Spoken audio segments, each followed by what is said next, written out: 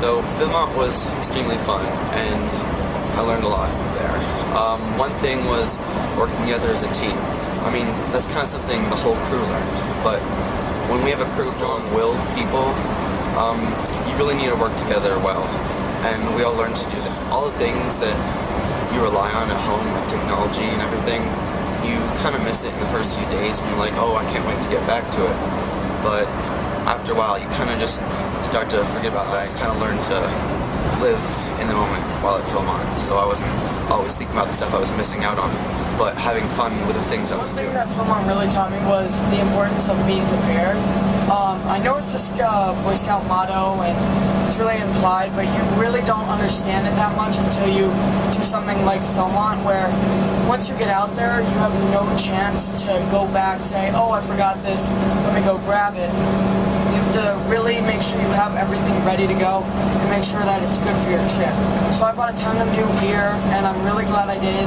It was really worth it, and I'm going to use everything for a long time. One thing that I learned from Philmont is that you can always push yourself to go further. It was on day 5 when we were going up 3,000 feet, and my legs were dead at 1,000 feet up. I couldn't feel them by 2,000 feet, and I was exhausted. My knees nearly gave out underneath me a couple of times, and I was that tired. But I kept pushing myself to keep going further to get to the top of that hill because I had no choice.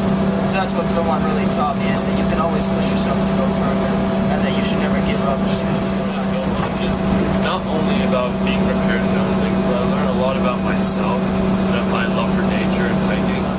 The most steepest, treacherous, and winding roads lead to the best views. Like, for example, Mount Phillips was straight up, no switchbacks, and that led to a really take for the rest of my life, and I really want to come back to Philmont because of that. At Philmont, I learned that it's important to be endurant and not to stop, but it's also important to stop so you don't overwork yourself. So one thing I learned at Philmont was that you have to deal with what you have. Like, for instance, the food. Sometimes the food wasn't that great, but you need it for the energy. And also, sometimes it was hot, but you have to learn to adapt and deal with the situation. So you'd put like a little water on your bandana and wear it around your neck. It would make it a lot easier to deal with the situation. So at Philmont, I learned so many things. There's cooking, there's putting up bear bags, there's dining cloth. Everything that we learned that we had to use, everything you can do with your mind that Philmont has taught me. It's putting in your effort, and Philmont really striving for the highest things, because when you get to a top of a mountain, you look down and you see, wow, I've climbed this many. It just shows that if you put in your effort, you can really get anywhere. Philmont has not only inspired me, but it has taught me so many life skills and skills that I can use throughout my days in the future. One of the most important things that I learned at Philmont was keeping this level of overall stress down. Even if we thought we were lost or confused or didn't really know where we were going, just have to tell the guys it's okay. We'll get there when we get there, and it's perfectly fine.